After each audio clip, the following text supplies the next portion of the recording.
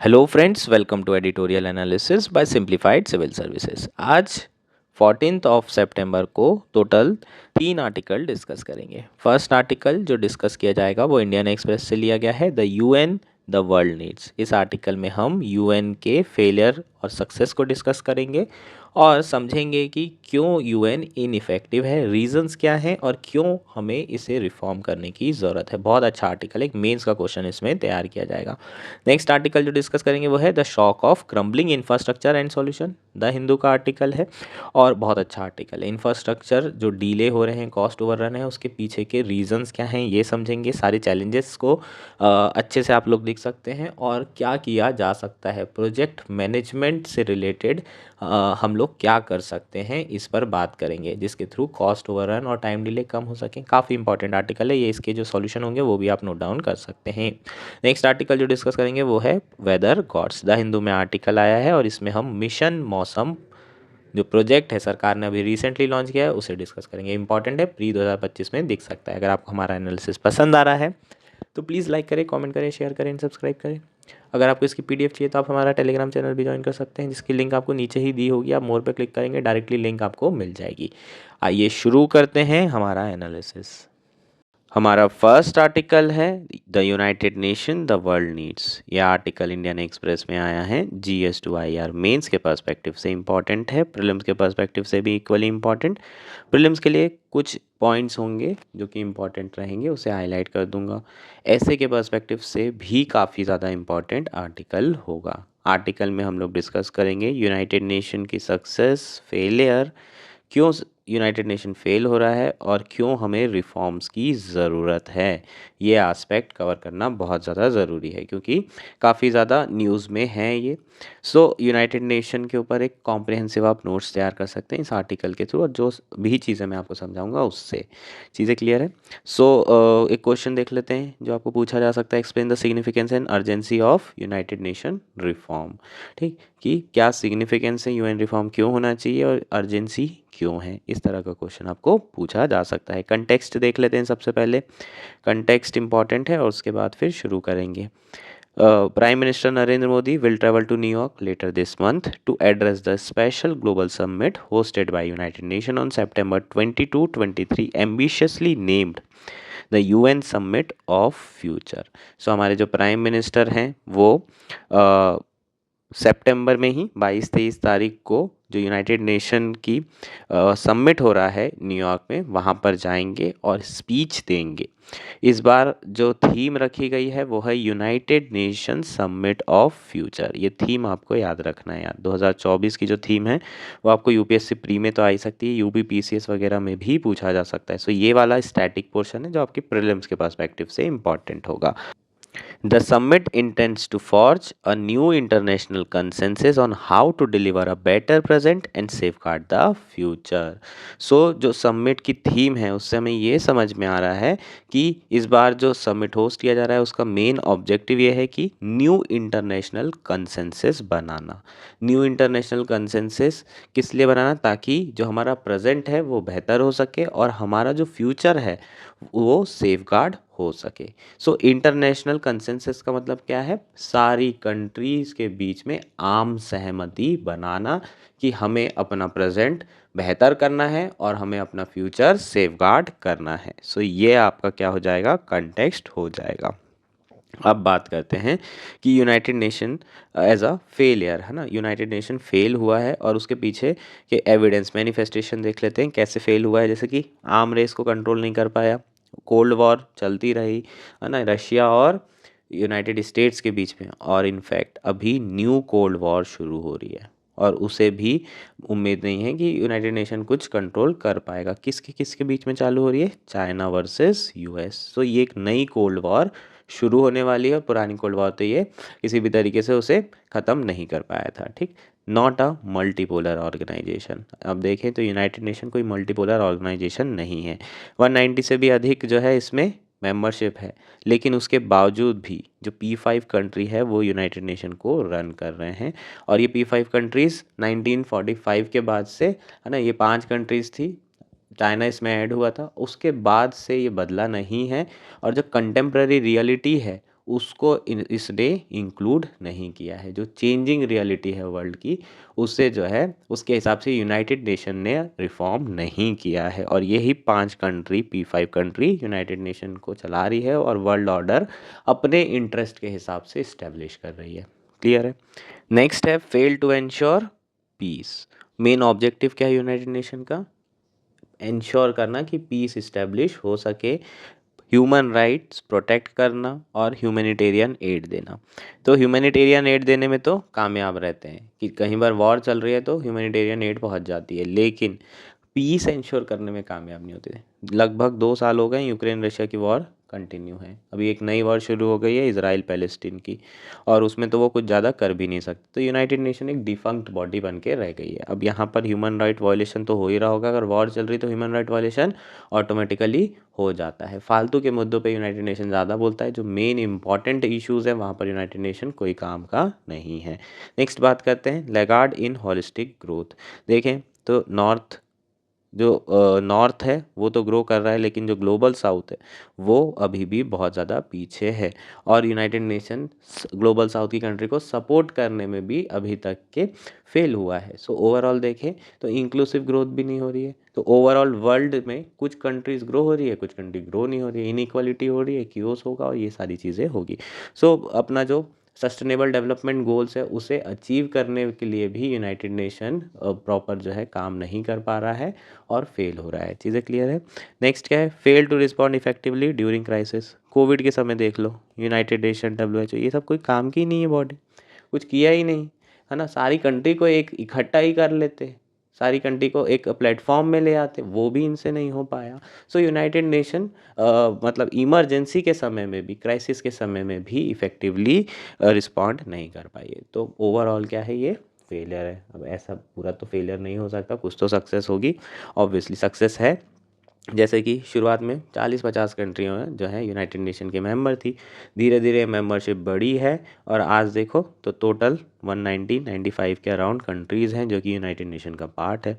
उस समय डीकोलोनाइजेशन में बहुत बड़ा रोल यूनाइटेड नेशन का था, बहुत सारी कंट्रीज़ को डीकोलोनाइज कराने में। इसके अलावा सिविल सोसाइटी का जो इन्वॉल्वमेंट है वो बहुत ज़्यादा बड़ा है यूनाइटेड नेशन बॉडी में। और आप देखें अलग अलग तरह की रिपोर्ट्स जो है आ रही है, इन रिपोर्ट्स के थ्रू जो कंट्रीज़ हैं उनको अवेयर किया जा रहा है, वहाँ की प्रॉब्लम, कोई पर्टिकुलर डेवलपिंग कंट्री है तो वहाँ जो प्रॉब्लम है उसे कैसे एड्रेस किया जाए उसके सॉल्यूशंस बताए जा रहे हैं।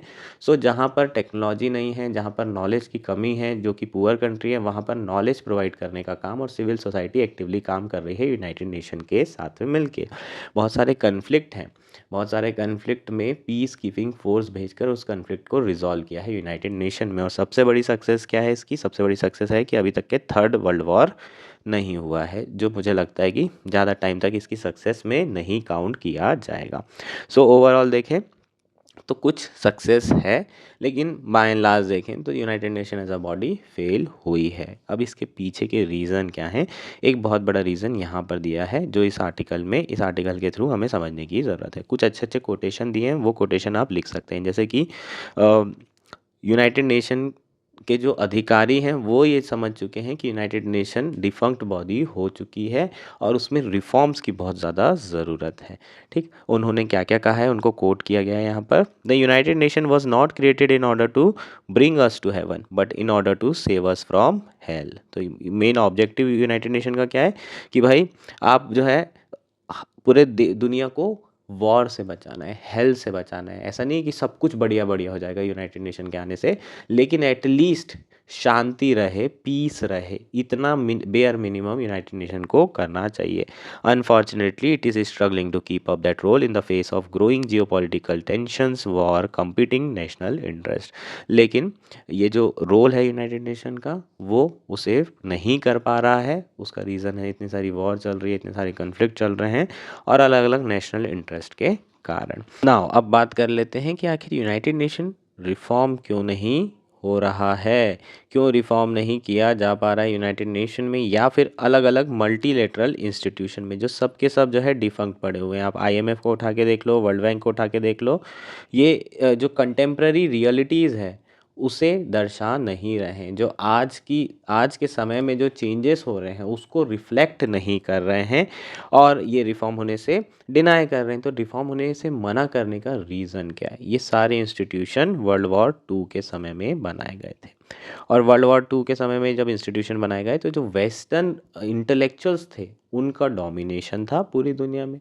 अगर आप देखें इंडिया या फिर जो एशियन साइड था, जो ईस्टर्न साइड था, ईस्टर्न वर्ल्ड, वो सारा का सारा कॉलोनाइज था। तो ऑब्वियसली वहाँ पर जो फिलोसोफर थे वो अपनी अपनी वॉइस को रख भी नहीं सकते थे, और उनकी वॉइस सुनी भी नहीं जा रही थी।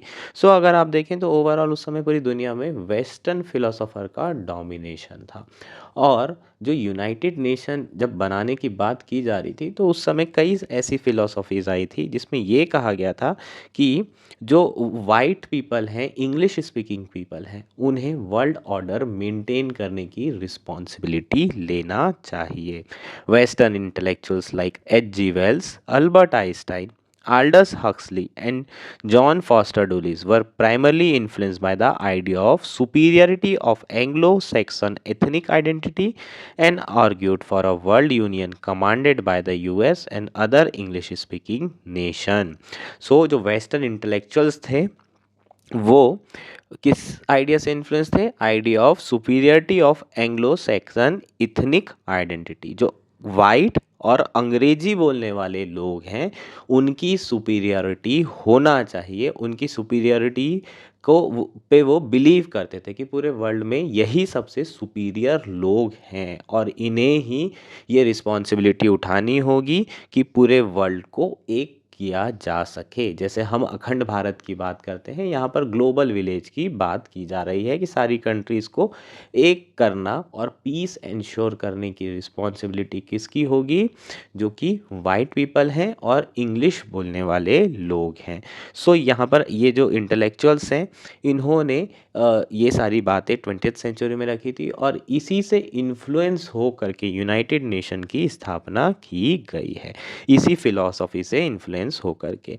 सो आज के समय में अगर आप देखें तो जितनी भी एशियन कंट्रीज़ हैं उन या फिर अफ्रीकन कंट्रीज़ हैं उनको इस इंस्टीट्यूशन में पावर नहीं दी जा रही है। इंडिया को देख लेते हैं, United nation security council, P5 countries. P5 country में कौन कौन सी है? UK, China, US, France, Russia. अब इंडिया जो है यूनाइटेड नेशन सिक्योरिटी काउंसिल का परमानेंट मेंबर बनना चाहता है, लेकिन उन्हें एंट्री नहीं मिल रही है। अब एक कंट्री ऐसी है जिसकी 20% पॉपुलेशन है वर्ल्ड की, ऑलमोस्ट 20% के आसपास आप बोल सकते हैं, और उसी के लिए रूल्स बनाए जा रहे हैं इन P5 कंट्री के द्वारा, लेकिन इस 20% पॉपुलेशन का रिप्रेजेंटेशन ही नहीं है यूनाइटेड नेशन में। तो उनके लिए रूल कैसे बनाया जा सकता है? ये सही है क्या? तो आज की जो रियलिटी है उसको ये रिफ्लेक्ट कर रहा है क्या? P5 नहीं कर रहा है। अब अफ्रीका कॉन्टिनेंट की बात कर लीजिए, इतनी बड़ी पॉपुलेशन अफ्रीका कॉन्टिनेंट की कोई कंट्री नहीं है P5 में, मतलब जो परमानेंट मेंबर्स हैं उसमें नहीं है। सो यूनाइटेड नेशन सिक्योरिटी काउंसिल को क्या करने की ज़रूरत है? रिफॉर्म्स करने की ज़रूरत है, ऑब्वियसली रिफॉर्म करने की ज़रूरत है, यूएन बॉडी में रिफॉर्म करने की ज़रूरत है।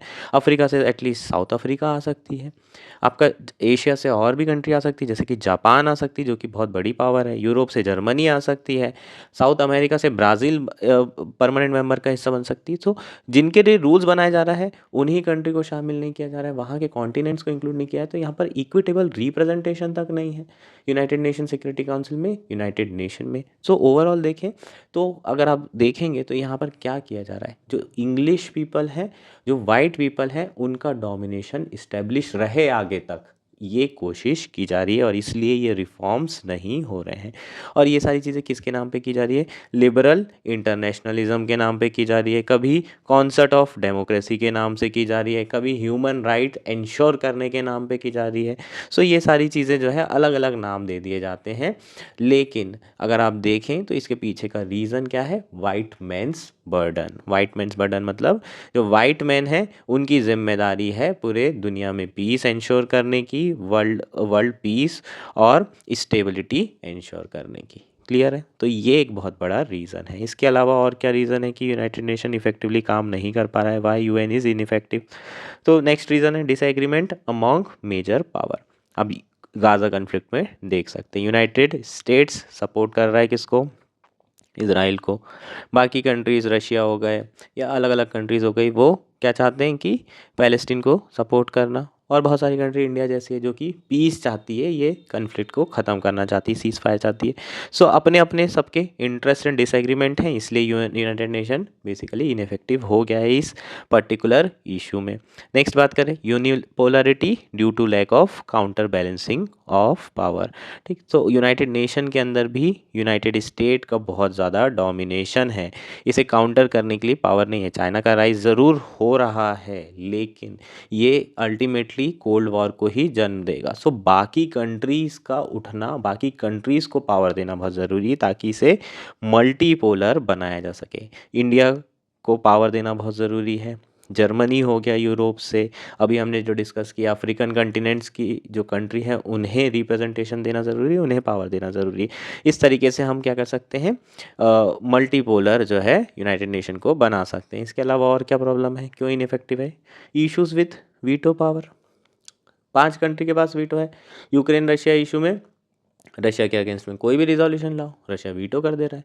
सो इनके जो इंटरेस्ट हैं 5 कंट्री के, अगर अफेक्ट होते हैं तो ये वीटो कर देते हैं। चाइना की बात कर लेते हैं, चाइना के अगेंस्ट में आईसीजे ने कई बार रूलिंग दे दी साउथ चाइना सी इशू में, चाइना मानते ही नहीं, अपने सेटलमेंट हटाते ही नहीं है, एक्सेप्ट ही नहीं कर रहा है। सो कोई रिस्पेक्ट भी नहीं है इन इंस्टीट्यूशन को लेकर के, और इनके पास एक्स्ट्रा कोई पावर भी नहीं है इन्फोर्स कराने के लिए। ज़्यादा से ज़्यादा क्या कर सकते हैं, इकोनॉमिक सैंक्शन कर सकते हैं, और वो भी नहीं कर पा रहे हैं।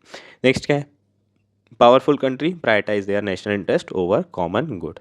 ठीक है, तो ये बहुत ही जनरल है, इसके लिए एग्जाम्पल की भी ज़रूरत नहीं है ना। अगर आप देखेंगे तो यूनाइटेड स्टेट्स को देख लो, इराक पे अटैक किया ह्यूमन राइट वायलेशन के नाम पर, अफ़गानिस्तान में इन लोगों ने तालिबान बनाया, ठीक है, रशिया को निकालने के नाम पर आज तालिबान जो है वापस रूल कर रहा है। अफ़गानिस्तान में तालिबान यूएस ने बनाया, फिर तालिबान को बाहर यूएस ने किया, बाहर रखने के लिए 20 साल वहाँ रहा, कई जवानों की उनकी जान चली गई, और फिर अब यूएस छोड़ के चला गया, वापस तालिबान आ गया। तो यूनाइटेड स्टेट्स के ये फालतू के काम चलते रहते हैं। सो अपना जो इंटरेस्ट है बस उसी के हिसाब से ये कंट्रीज़ काम कर रही है जो पावर में। सो रिफॉर्म्स की बहुत ज़्यादा ज़रूरत है, बहुत ज़्यादा अर्जेंसी है। समझ में आया क्या? अगर रिफॉर्म्स नहीं होंगे तो फिर जो है यूनाइटेड नेशन या मल्टीलेटरल इंस्टीट्यूशन डिफंक्ट ही रहेंगे। आप कुछ भी कर लीजिए, आप देख लीजिए गाज़ा कन्फ्लिक्ट नहीं हुआ, यूक्रेन कन्फ्लिक्ट अभी भी रिजॉल्व नहीं हुआ, फूड सिक्योरिटी इशू अभी भी है, सस्टेनेबल डेवलपमेंट गोल्स, पूरा वर्ल्ड अभी भी इन गोल्स के टारगेट से बहुत ज़्यादा दूर है, ग्लोबल साउथ की हालत अभी भी ख़राब है, जो नॉर्थ है ग्लोबल नॉर्थ वो अभी भी जो है कंपनसेट नहीं कर रहा है फॉर क्लाइमेट जस्टिस, है ना। जो क्लाइमेट पॉल्यूशन किया है उन्होंने, उसके लिए ग्लोबल साउथ को अभी भी क्या नहीं किया जा रहा है, कंपनसेशन नहीं दिया जा रहा है। तो ये सब सारी जिम्मेदारी किसकी है, यूनाइटेड नेशन की है।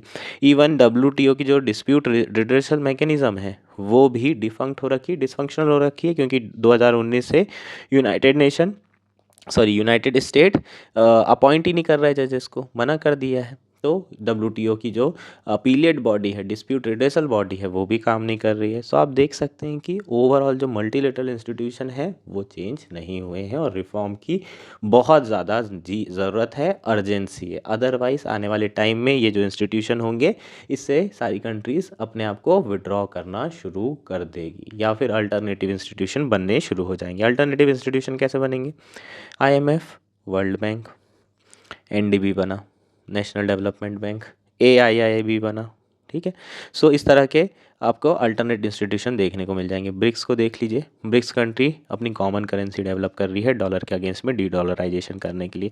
सो जो ओवरऑल यूनाइटेड स्टेट या फिर वेस्ट कंट्री का डोमिनेशन है वो ज़्यादा समय तक नहीं रहेगा। इससे बेहतर ये है कि अगर वो चाहते हैं कि ये वर्ल्ड ऑर्डर बना रहे तो उन्हें जो प्रेजेंट रियलिटीज़ हैं उसे रिफ्लेक्ट करने के लिए इन इंस्टीट्यूशन को रिफॉर्म करना होगा। अदरवाइज़ आने वाले टाइम में अल्टरनेट इंस्टीट्यूशन बनेंगे, और जो प्रेजेंट जो इंस्टीट्यूशन है ये क्रम्बल्ड हो जाएंगे, ख़त्म हो जाएंगे, या फिर एक बहुत बड़ा विध्वंस भी हो सकता है, वर्ल्ड वॉर 3 भी हो सकती है। ये हमारा आर्टिकल था। चीज़ें क्लियर है क्या?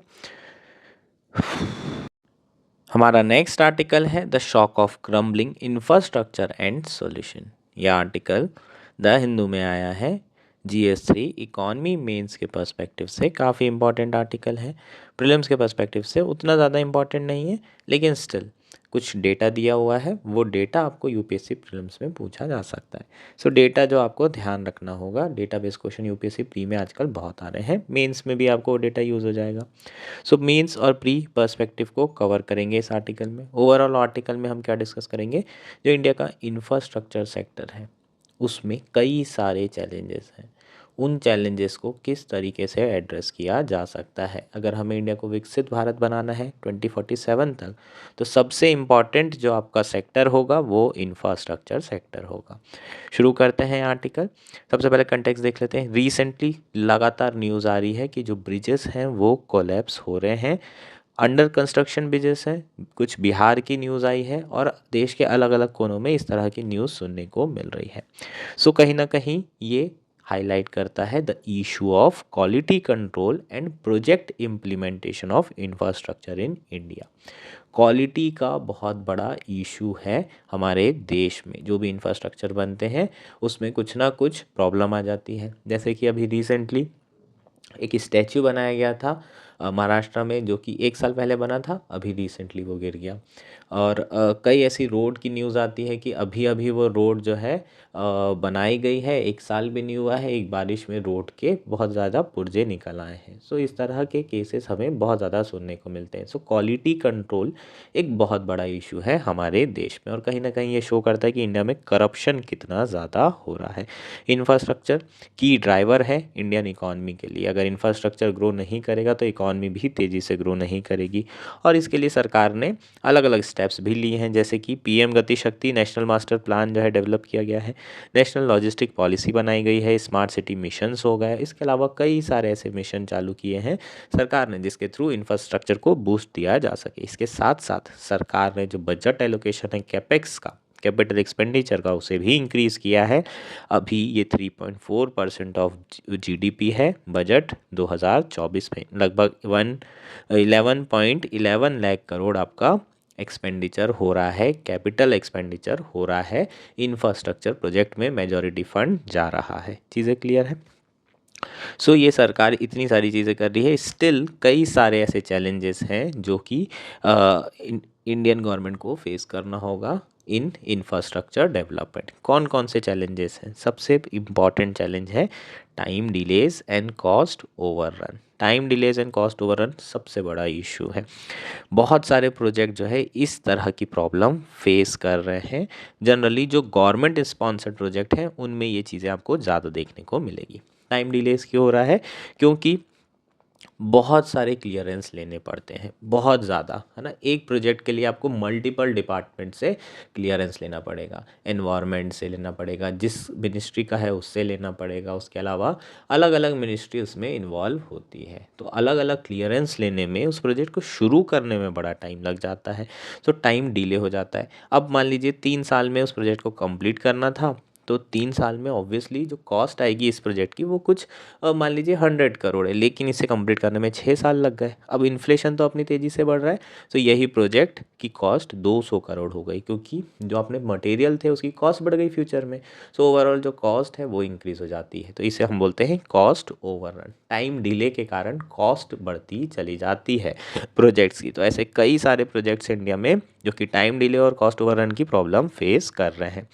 जैसे कि यहाँ पर डेटा दिया हुआ है, जब आप ये लिखेंगे पॉइंट्स तो उसमें डेटा भी लिखेंगे साथ में।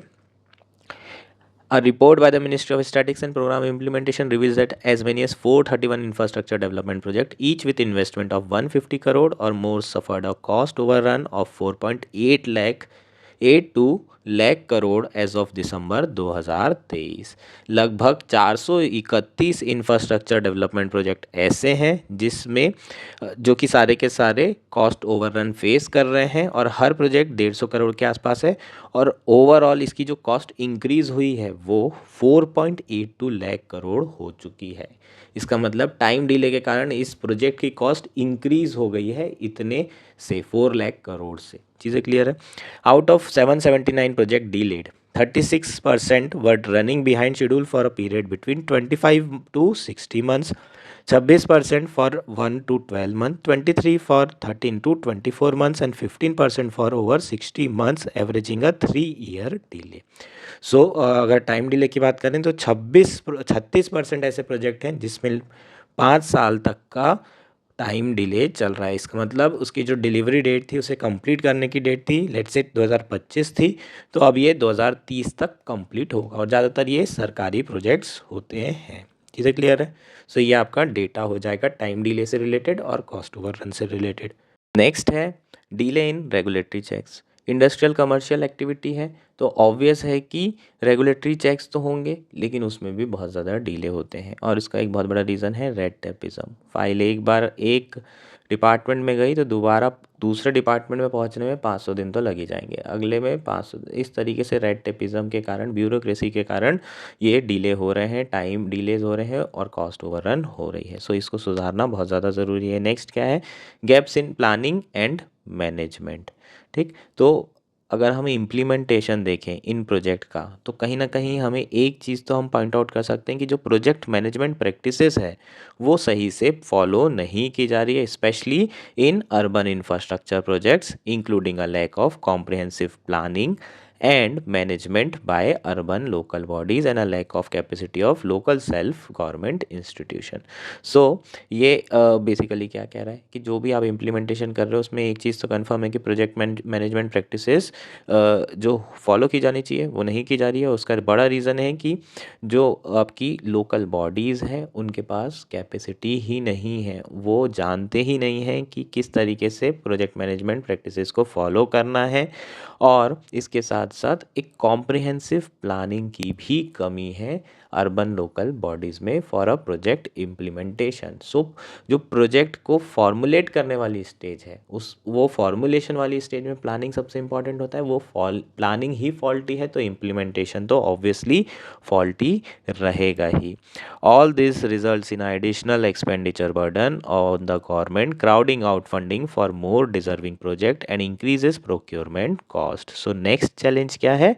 Crowding out of fund. So actual में हो क्या रहा है कि जो सरकार का पैसा है वो बर्बाद हो रहा है, कॉस्ट ओवररन होती जा रही है, कॉस्ट ज़्यादा होती जा रही है, प्रॉपर प्लानिंग नहीं हो रही है, बहुत ज़्यादा ह्यूमन रिसोर्सेज उसमें लगाए हुए हैं, सो एफिशिएंटली चीज़ें नहीं हो रही है, रिसोर्सेज वेस्ट हो रही है। तो जो पैसा है वो कुछ ही प्रोजेक्ट में लग जा रहा है और कई इंपॉर्टेंट प्रोजेक्ट के लिए पैसा बच ही नहीं रहा है।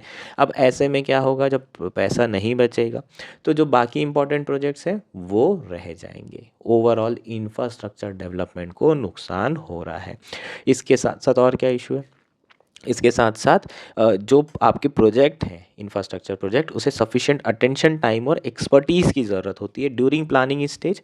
वो प्लानिंग स्टेज के समय ये सारी चीज़ें भी लैक कर रही है और इसलिए जो प्रोजेक्ट इम्प्लीमेंटेशन है वो फॉल्टी नज़र आ रहा है। Therefore building our experience in project management is crucial for India to continue on its growth trajectory in the years ahead. So जो प्रोजेक्ट मैनेजमेंट है उसमें इंडिया को एक्सपीरियंस की ज़रूरत है, अपनी कैपेसिटी बिल्ड करने की ज़रूरत है, ताकि इंफ्रास्ट्रक्चर डेवलपमेंट करने में इंडिया को आसानी रहे और इंडिया अपनी जो ग्रोथ ट्रेजेक्टरी बढ़ाना चाहती है, तेज़ी से इंक्रीज़ करना चाहती है, वो उस ट्रेजेक्टरी पे अब फॉलो कर सके, उस ट्रेजेक्टरी को आगे लेकर जा सके। चीज़ें क्लियर है? So what needs to be done? क्या करने की ज़रूरत है? ये तो चैलेंज हो गए। अब इन चैलेंजेस को एड्रेस करने के लिए क्या करने की ज़रूरत है? ठीक, जो प्रोजेक्ट मैनेजमेंट है, therefore building our experience in project management is crucial for India to continue its high growth trajectory in years ahead. therefore India को जो प्रोजेक्ट मैनेजमेंट है उसमें एक्सपीरियंस बिल्ड करने की ज़रूरत है, ताकि इंडिया जो अपनी हाई ग्रोथ ट्रेजेक्टरी है उस पर आगे जो है बढ़ते चले जाए। प्रोजेक्ट मैनेजमेंट है क्या, इसे समझना भी ज़रूरी है। So project management relies on a well defined and proven business delivery processes and tools to achieve the overall mission objective within the specified time and budget constraint. So project management और program management किस पर rely कर रहा है? Proven business delivery process पे। वो process जो कि प्रूवन है और जिसके थ्रू हम जो हमारे मिशन के ऑब्जेक्टिव हैं उसे अचीव कर पाएंगे विद इन स्पेसिफाइड टाइम। मतलब एक समय सीमा के अंदर प्रोजेक्ट को कंप्लीट किया जाएगा और जो बजट कंस्टेंट होगा, जितना उसके लिए बजट एलोकेट किया गया होगा, उसी बजट में इन प्रोजेक्ट्स को कंप्लीट करना ही प्रोग्राम मैनेजमेंट और प्रोजेक्ट मैनेजमेंट कहलाता है। चीज़ें क्लियर है? अब क्वेश्चन ये है कि ये जो सारे चैलेंज हो गए प्रोजेक्ट मैनेजमेंट से रिलेटेड, प्रोग्राम मैनेजमेंट से रिलेटेड, कॉस्ट ओवररन, आपका टाइम डिले, ये सारे चैलेंजेस को एड्रेस कैसे किया जा सकता है, what needs to be done. जो ट्रेडिशनल प्रैक्टिस है उसे ओवरहॉल करने की ज़रूरत है, उसमें बदलाव करने की ज़रूरत है। बेसिकली उसमें मॉडर्न टूल इंटीग्रेट करने की ज़रूरत है और real time data management include करने की ज़रूरत है। वो सारी टेक्निक्स जिसके थ्रू हम रियल टाइम डेटा मैनेजमेंट कर सकते हैं। रियल टाइम डेटा मैनेजमेंट होगा तो आप जो है कोई भी प्रोजेक्ट किस स्टेज पर है, कहाँ तक पहुँचा है और कितना समय में उसे कंप्लीट करना है और कितना समय उसमें और लगेगा, ये सारी चीज़ें आप देख सकते हैं। उस हिसाब से अपने प्रोजेक्ट की स्पीड को भी आप बढ़ा सकते हैं।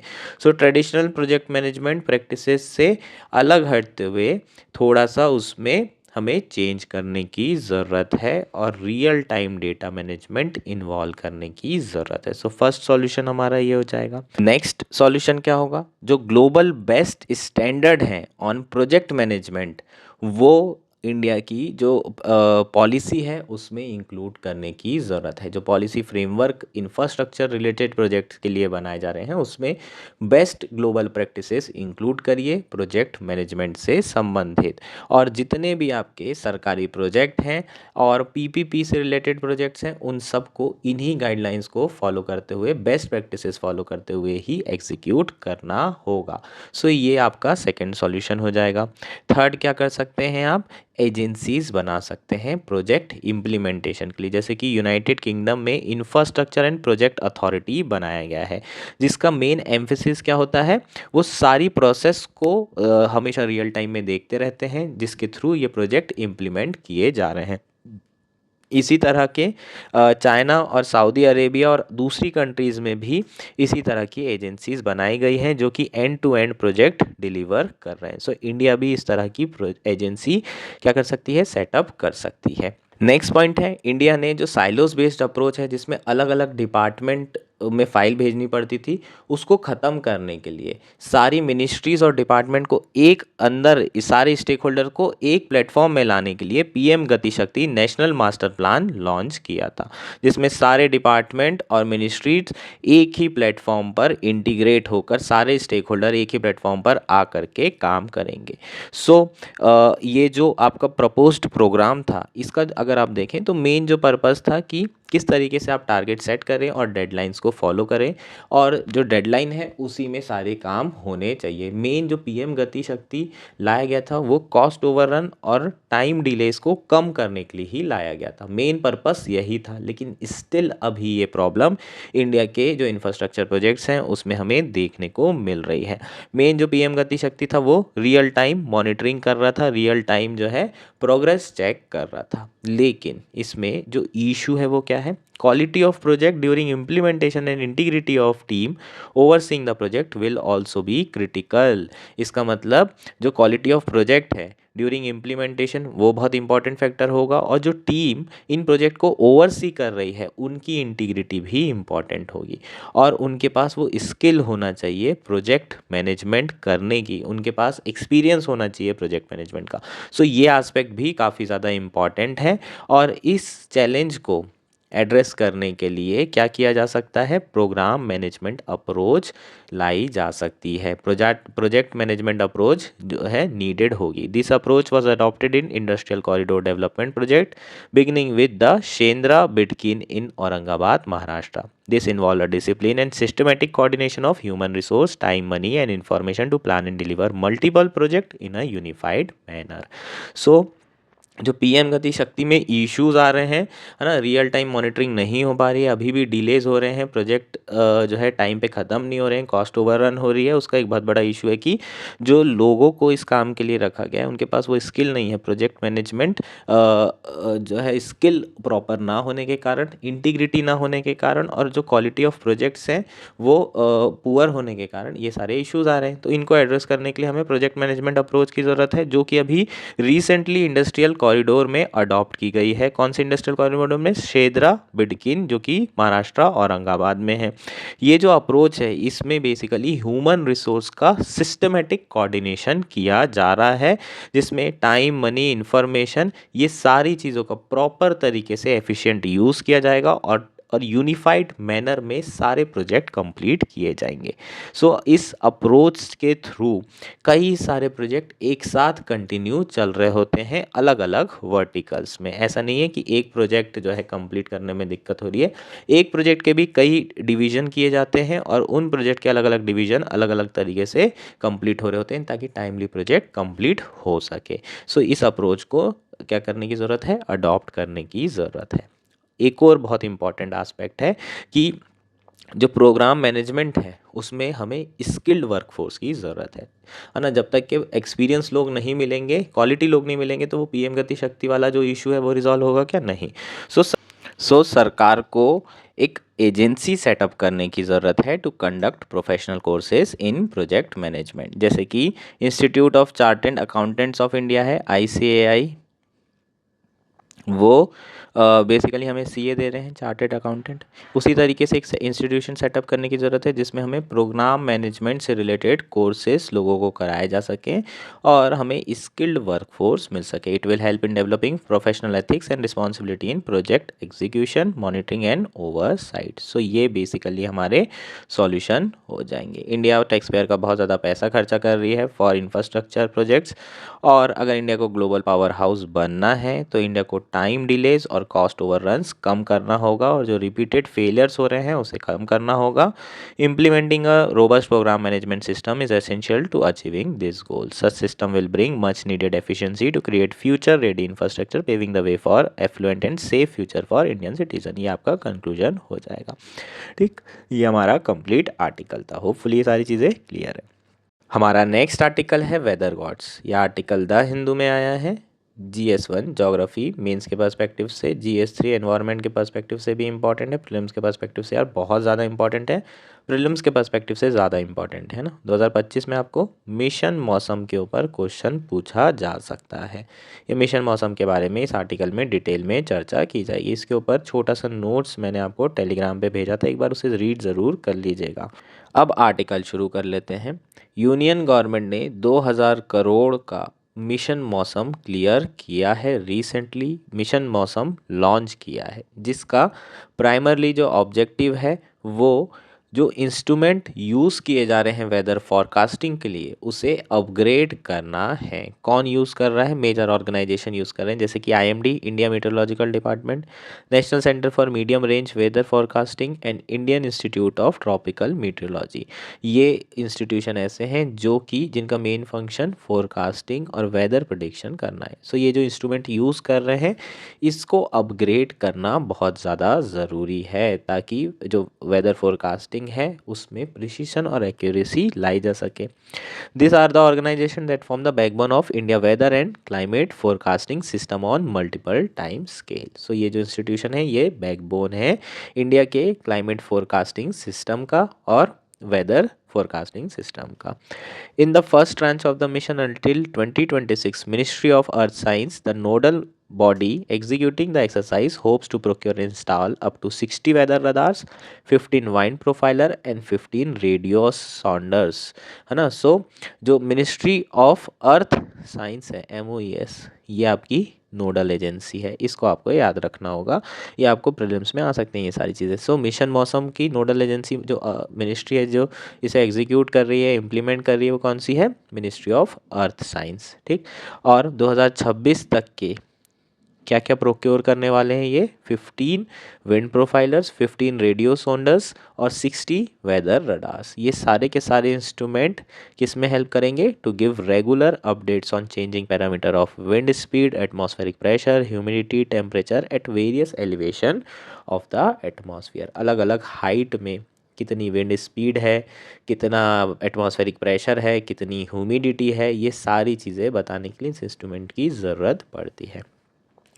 The crux of the exercise was to evolve a new approach to forecasting the monsoon by developing weather models that relied on intensive computing. So overall जो objective है इस exercise का, जो crux है इस exercise का, वो new approach को develop करना है फॉर फोरकास्टिंग द मानसून। जो मानसून है उसको फोरकास्ट करने के लिए एक बढ़िया न्यू अप्रोच और ऐसी अप्रोच जो कि किस पर रिलाई करे, जो कि इंटेंसिव कंप्यूटिंग पे, इंटेंसिव डेटा यूटिलाइजेशन पे, ज़्यादा से ज़्यादा कंप्यूट करके डेटा यूटिलाइज करके वेदर फोरकास्ट करने की बात की जा रही है, ताकि क्या हो सके, प्रिसीशन और एक्यूरेसी अचीव की जा सके। आईएमडी से आप पूछो पानी कब आएगा, जिस दिन वो बोलेगा कि इस दिन बहुत पानी गिरेगा उस दिन तो पानी नहीं आएगा यार, है ना। तो आईएमडी के अगर आप देखेंगे फोरकास्ट तो 90% टाइम फेल ही होते हैं 2010 से 20 के बीच में।